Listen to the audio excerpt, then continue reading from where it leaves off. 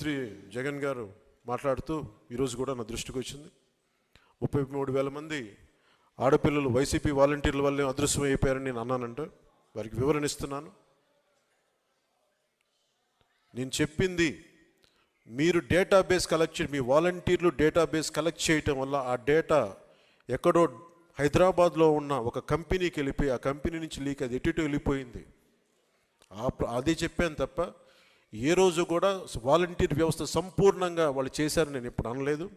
వాలంటీర్ల మీద నాకు గౌరవం ఉంది, కానీ కొద్దిమంది వాలంటీర్లు చేసిన తప్పులకి వాలంటీర్ వ్యవస్థ మొత్తం చెడ్డ పేరు తీసుకొచ్చిందని చెప్పాను తప్ప వాలంటీర్ వ్యవస్థ ఏ రోజు కూడా మొత్తానికి చేసిన నేను ఏ రోజు చెప్పలేదు. ముఖ్యంగా వాలంటీర్స్గా పనిచేస్తున్న యువతకు ప్రత్యేకించి తెలియజేస్తాం, మీ భవిష్యత్తుకు కూడా మేమందరం అండగా నిలబడి ఉంటామని తెలియజేసుకుంటున్నాం. ఈ ఉద్దేశంలో ఈ క్రమంలో జగన్ గారు ఒక నిజమైతే చెప్పారు. 33,000 మంది ఆడపిల్లలు ఆంధ్రప్రదేశ్ నుంచి అదృశ్యమైతే ఆయన అయితే చెప్పారు. ముందు నేను చెప్పినప్పుడు ఎవరు నమ్మలేదు. కేంద్ర హోంశాఖ సహాయ మంత్రి చెప్పిన తర్వాత ఇది బయటకు వచ్చింది, అప్పుడు అందరూ నమ్మారు. ఈ రోజుకి ఒక ప్రెస్ మీట్ పెట్టని వ్యక్తి నన్ను కానీ నాయకులు జాతీయ తెలుగుదేశం పార్టీ జాతీయ అధ్యక్షులు ఆయన తిట్టడం తప్ప, మా ఇద్దరిని తిట్టడం తప్ప అతనికి వేరే పని లేదు. అలాగే ఆర్వి రామారావు గారు కూడా మీరు ఒకసారి జగన్కి మీరు క్లాస్ వార్ గురించి ఒక చిన్న పాఠం తీసుకోవాలి. ఆయనకి ఇన్ని ఇసుక రీచ్లు ఉంటే అనేక సర్పంచ్లు కానీ ఎంపీటీసీలు కానీ ప్రతి మండల స్థాయి వ్యక్తులు చాలామందికి ఉపయోగపడే ఒక ఇసుక రీచ్ల్ని ఆయన ఒక కంపెనీకి దారాదత్తం చేసిన వ్యక్తి, ఒక కంపెనీకి దారాదత్తం చేసిన వ్యక్తి ఈ రోజున క్లాస్ వార్ గురించి మాట్లాడతాడు.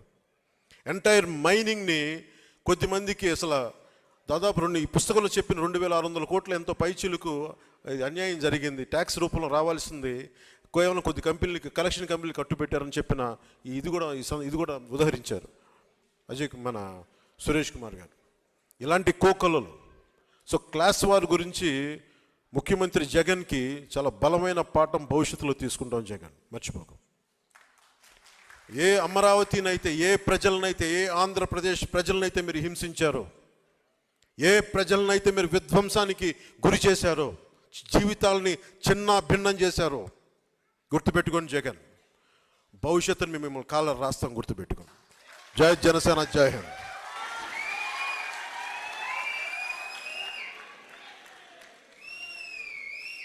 చంద్రబాబు నాయుడు గారు మాట్లాడే ముందు చిన్న ప్రకటన. చంద్రబాబు నాయుడు గారు మాట్లాడిన తర్వాత ఈ పుస్తకం రచయిత ఆలపాటి సురేష్కి చిరు సత్కారం ఉంటుంది. అది కూడా జరిగేదాకా మీరు ఇప్పటిదాకా చూపిన ఓపిక ప్రదర్శించండి. చంద్రబాబు నాయుడు గారు.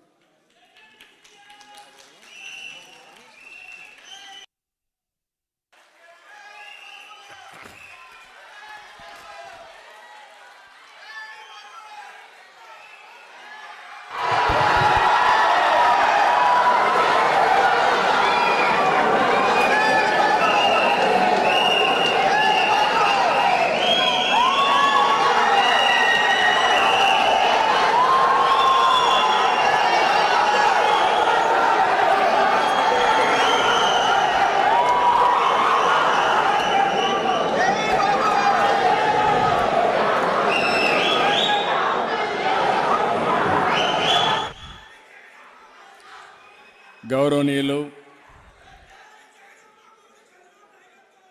జనసేన అధినేత, ఈరోజు సైలెన్స్ మిత్రులు,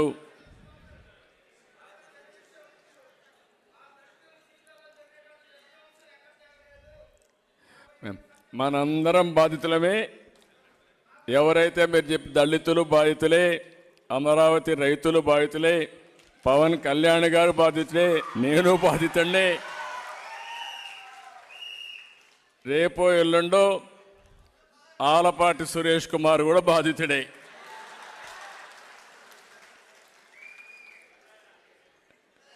గౌరవనీయులు జనసేన